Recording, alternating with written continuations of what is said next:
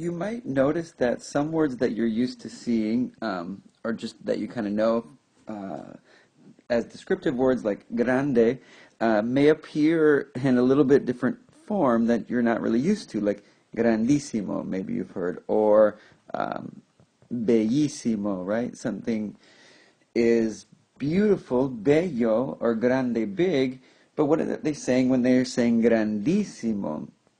Adding this ísimo ending on there actually is used to intensify the word. So, for example, right here, this guy is rich, rico. But what if we see his friend, and we don't want to just say that he's rich because obviously he has way more money than his friend. So we could say, well, actually, one way you already know how to intensify something is with muy, right? So we could say he's muy rico, or we can add this new ending, this riquísimo.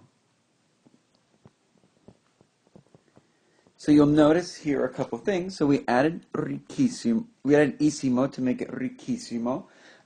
We first had to we dropped the vowel at the end. If it ends in a vowel, we just drop the vowel.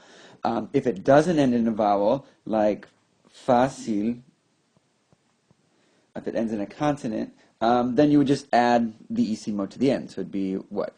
If it's easy, fácil, it'd be really easy.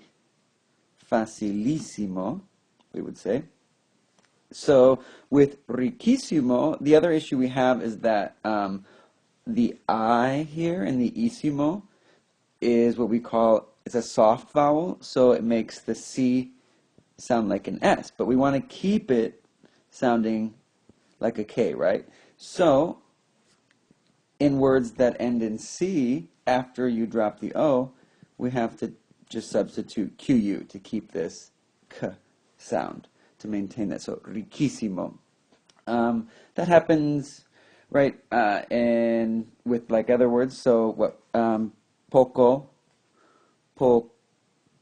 poquísimo, or poquito would be spelled right with the QU, poquito, because again, before that I, we want to keep the K sound. And if you're using ísimo with an adjective to intensify the description, you have to also make sure that it agrees with the noun in gender and in number. So ísimo if it's masculine and singular. If it's singular and feminine, we would say ísima, right? So there are 4 forms here. The plural forms, ísimos, and feminine, ísimas. So here, this little banquet, another use of the word rico, besides meaning rich, it has this like tasty meaning. So if we want to say that something is delicious, or tasty, we can say that la comida es rica. So it's an adjective. It would have to be rica, because comida is feminine. Right, so our adjective agrees with the noun. But if we wanted to say it's really good, it's really tasty, we can say again, riquísima, because it is feminine. So let's look at this picture here of this buffet or this banquet of great looking food, and we want to express how just delicious everything looks. So let's take a look at the queso. And the queso is so tasty. El queso es not just rico, but riquísimo.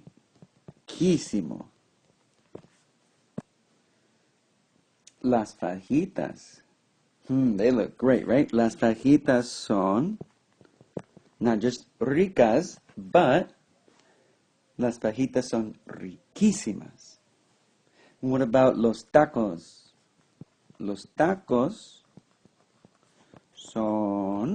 no son ricos, sino riquísimos. What about la salsa here? This looks good. It looks homemade. La salsa es no rica, but riquísima. So again, we're noticing, right, that these ísima endings match the noun, feminine. here it matches, it is masculine and it's plural, so we get the OS. Here it's feminine and it's plural, and here just masculine. I mean, I could say singular too. And so this is if you're using the intensifier ísimo with an adjective, but what happens if you're using it? It can also, I should say, it can also be used with an adverb, like near and far, things that can be kind of, there can be a degree to these things. So adverbs like cerca and lejos can be intensified. Cerca becomes cerquísima, and lejos, lejísimo. And since these are adverbs, like lejísimo and cerquísima, they wouldn't change in any context. So if you're describing a group of people that are far, far away, están lejísimo.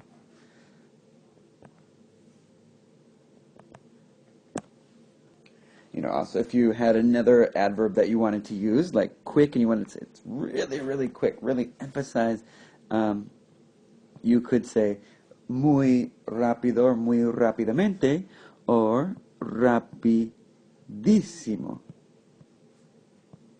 And if it's an adverb, then it wouldn't change. If it's an adjective that he's a fast person, es rapidísimo, ella es rapidísima, then in that case it would change. But when they're used as adverbs, they do not. And just a quick example to illustrate that, right? So we can say maybe, just describing Juan as a fast person. I'll write that out. Juan es rápido. He's really quick. Or he's really, es muy rápido, es rapidísimo. And in this case, since Juan is a man, it's rapidísimo. But if we were saying Juana, then it's feminine, she would be rapidísima. But if using it as an adverb, you would say, you just want to describe how she runs, Juana corre rapidísimo. And in this case, this is the case when it doesn't change. It just stays rapidísimo. And actually the accent is on the ísimo, and we lose it on the actual word.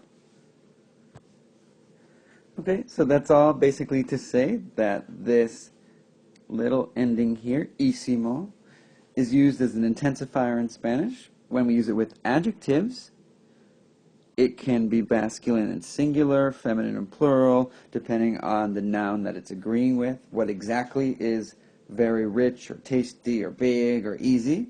And when we use it with an adverb, it's probably going to be either ísimo or ísima. For example, with cerquísima, very near, it's ísima because of just the ending of the word cerca, and then lejos is lejísimo, just because it doesn't end in an A, so it's just going to take the more traditional ending, ísimo. And there you have it. Buenísimo.